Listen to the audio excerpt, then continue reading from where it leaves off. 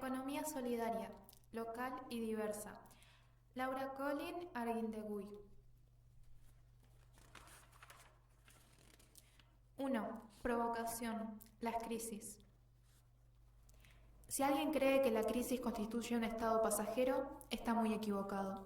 La crisis llegó para quedarse, y a menos que hagamos algo, podemos tener el poco honroso papel de ser de las últimas generaciones de humanos en la Tierra. Y ese algo no es, como nos repiten los defensores del sistema, el prepararnos más o ser más competitivos en la selva de sálvese quien pueda. Se precisa un cambio radical, una mutación, si se pretende salvar la Tierra y salvarnos como personas. En otras ocasiones se ha señalado el carácter sistémico de la crisis, con al menos 5 dimensiones: económica, financiera y del trabajo, energética, alimentaria, ambiental y cultural, motivo por el cual puede ser catalogada como una crisis civilizatoria. En esta ocasión quiero resaltar que las argumentaciones no solo provienen de los estudios del cambio social, sino desde diferentes ramas disciplinarias. Un número creciente de investigadores, aun con lenguajes y abordajes disímiles, tendemos a coincidir en críticas y búsquedas. De manera frecuente, los foros alternativos congregan tanto a biólogos y agrónomos, como a economistas, sociólogos o antropólogos. Desde varias perspectivas y miradas, se apela a la necesidad, más que de un cambio de personas, clases o inclusive modelos, a un cambio en la lógica que orienta la producción, la circulación y el consumo. La diferencia resulta sustantiva, pues, desde que el pensamiento moderno se volvió hegemónico, la visión evolucionista de la supremacía del hombre sobre la naturaleza, que supuestamente nos concedería la potestad de modificar la realidad a nuestro antojo, ha sido común en modelos supuestamente antagónicos como el capitalismo, liberal o no, y el socialismo.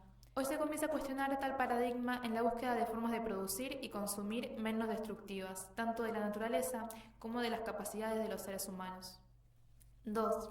¿Es posible otra economía? Partamos desde el principio. ¿Qué es la economía? Los economistas recurren a fórmulas complicadas como la relación entre finalidades y medios escasos, que tienen usos alternativos. Definiciones que esconden un hecho sencillo y entendible por todos. La economía es el arte de satisfacer las necesidades de la gente. ¿Y por qué los economistas rebuscan o complican las cosas? Tal vez para encubrir que desde hace 200 años la economía perdió rumbo. Desde entonces dejó de preocuparse por la satisfacción de las necesidades de la gente, objetivo sustituido por el de hacer dinero, o más académicamente, aunque igualmente falso, se propone que el fin de la actividad económica es generar riqueza. La riqueza de las naciones, generalmente, no coincide con la de sus habitantes.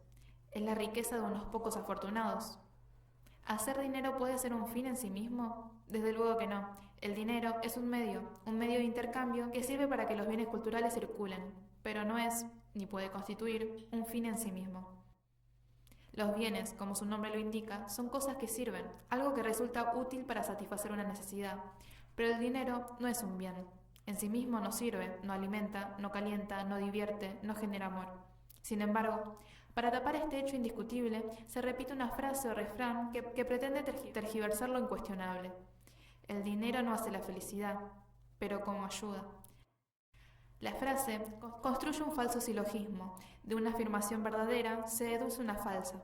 En una encuesta que aplicamos, preguntamos a personas de diferentes contextos, niveles socioeconómicos y perspectivas culturales el grado de acuerdo con esa afirmación y fue sorprendentemente altísimo.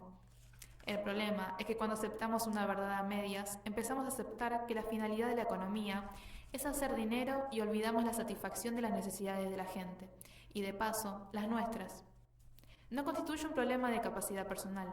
Los datos y la información que presentan los medios, pero también las universidades, los expertos y hasta los científicos, llevan a la distorsión de identificar todo con dinero y a la postre a perder el rumbo, por confundir medio con fin. Desde hace más de 100 años en las escuelas se nos enseña, a los futuros economistas, a pensar que las reglas que orientan la economía capitalista son leyes físicas, objetivas y universales. En consecuencia, que solo es factible una forma de hacer economía, a la que pomposamente llaman teoría económica.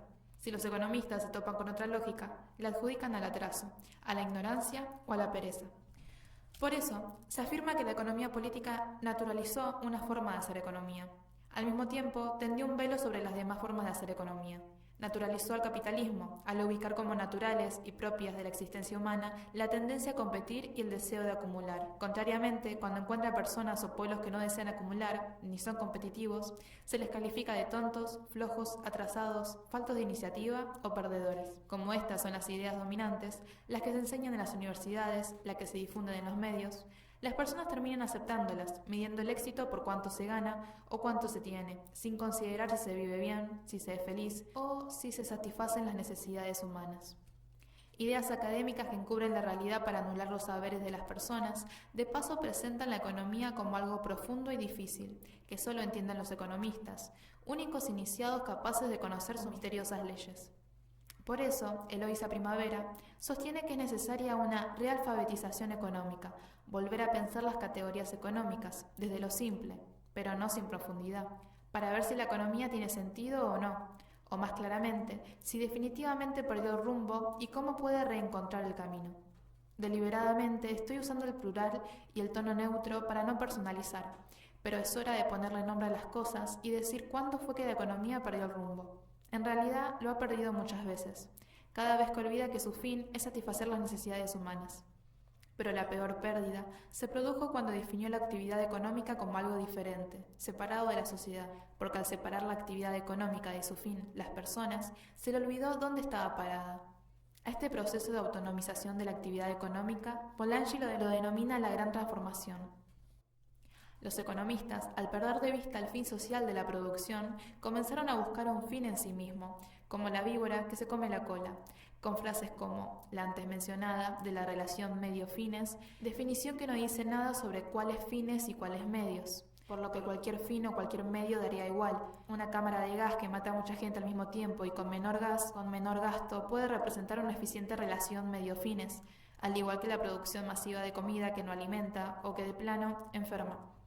En realidad, cuando los economistas formulan frases como esa, la de los medios y fines, piensan en una forma de hacer economía, la del capitalismo, de la que hablaremos más adelante. Pero esa forma de hacer economía no es la única forma de satisfacer las necesidades humanas, ni la mejor. Prueba de su incapacidad estructural es que ha conducido a la mitad de la población mundial a una situación de pobreza y exclusión.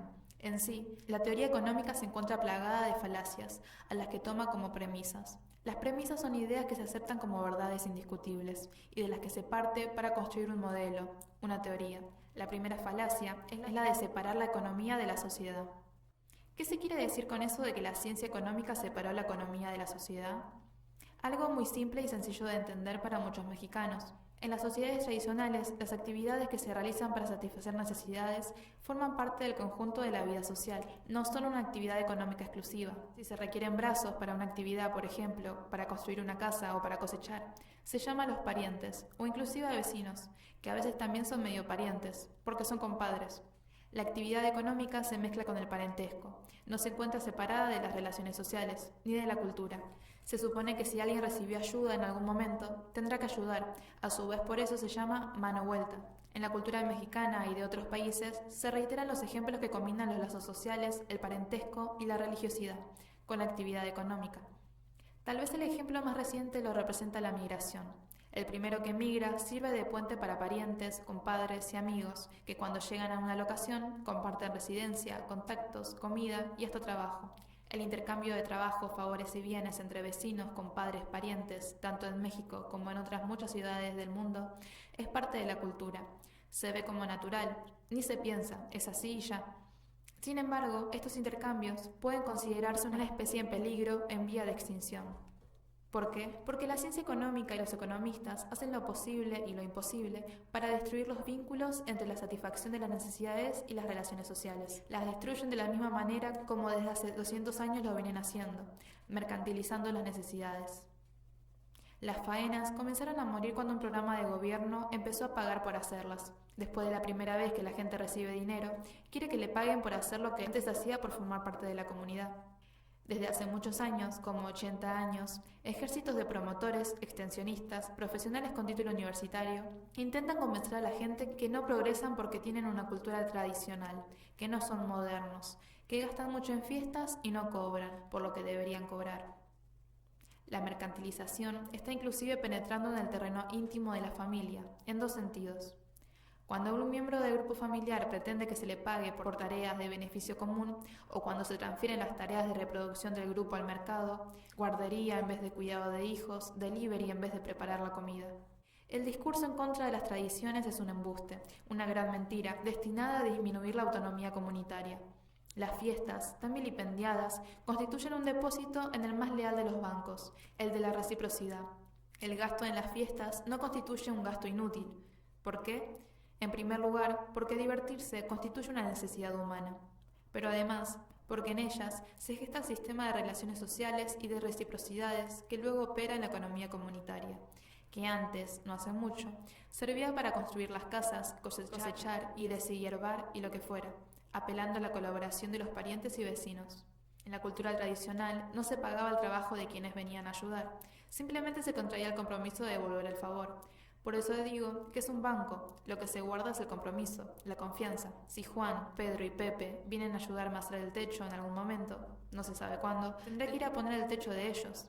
Si me ayudan a cosechar, tendré que cosechar con ellos, así sin dinero de por medio, ni intereses. Un banco seguro que pocos se atreven a desfalcar, porque el que lo hace se arriesga al descrédito, al desprestigio, y el prestigio es muy importante en las comunidades. Pero aún más, si bien no se cobran intereses, es decir, no hay que pagar con más trabajo sino con el mismo, la relación no se acaba con la devolución del favor. Se renueva el siguiente ciclo con el siguiente favor. Es el ciclo del don. Doy, recibo, vuelvo a dar. El sistema se hiere de muerte cuando se introduce el pago en dinero, porque el dinero salda la deuda. Trabajas, te pago, punto final. No se basa en la noción de don, no crea relaciones permanentes. En las comunidades tradicionales, la gente no necesitaba dinero para contratar mano de obra, ni un banco que le prestara cobrando intereses. Las faenas comunitarias constituían otra actividad económica incrustada en la sociedad. Por ser miembro de la comunidad, los jefes de familia debían aportar faenas trabajo para obras comunitarias, construir o mantener obra pública como edificios, caminos o presas. En vez de impuestos de dinero que se lleva el SAT y que se supone que regresarán algún día en participaciones federales a los estados y municipios o al bolsillo de los políticos, las faenas las controlaba la gente, la comunidad. El sistema de aportación de faenas era directo y la comunidad decidía en qué centrar su esfuerzo. Hoy nadie trabaja sin pago por parte del gobierno, por eso los que ejercen el gobierno, los políticos, concentran el poder. De la economía incrustada en la sociedad queda poco. Los sistemas de fiesta y las relaciones sociales que operan en la migración. Los demás mecanismos de autogestión fueron aniquilados. El mecanismo central para destruir el vínculo entre la satisfacción de necesidades y la sociedad es el de transformar todo en mercancía, o formulado de manera más elaborada, transferir las necesidades al mercado, en términos sencillos. Todo lo que se necesita se puede comprar: salud, educación, ayuda, etc. No lo crean, es mentira. Se puede comprar un sustituto degradado que a la larga no va a satisfacer la necesidad. El amor no se compra, ni la formación de los hijos, ni los productos tendrán la misma carga simbólica. Podemos comprar un reloj, no tiempo, una casa, no un hogar. El secreto del éxito del modelo mercantil consistió en la sustitución de los productos locales, disponibles por trabajo, trueque o reciprocidad, por productos industriales, cuya compra requiere de dinero. Una vez instaurada la necesidad de dinero, se induce la migración en busca de salarios. El proceso implicó la desvalorización de los bienes y los conocimientos locales para valorizar los industriales. En el caso de los campesinos, la principal dependencia en materia de dinero fue la introducción de agroquímicos. Primero, regalados para inducir la adicción, los productos industriales se convirtieron en bienes valorados, proveedores de estatus, y los tradicionales en motivo de desprecio, asociados a la pobreza y a la falta de desarrollo. Valorización que incidió en crear la necesidad de dinero para comprar estos bienes, los que hacen sentirse modernos. Una vez instaurada la necesidad, los productores medianamente autónomos se convirtieron en consumidores de productos e insumos, y en ese sentido, dependientes del dinero y de la deuda. De esta manera, la lógica del mercado se impuso sobre la lógica de la reproducción, transformando comunidades relativamente autosuficientes en recintos de monocultivadores, generalmente deficitarios, compelidos a vender un producto, para obtener los recursos necesarios para su subsistencia.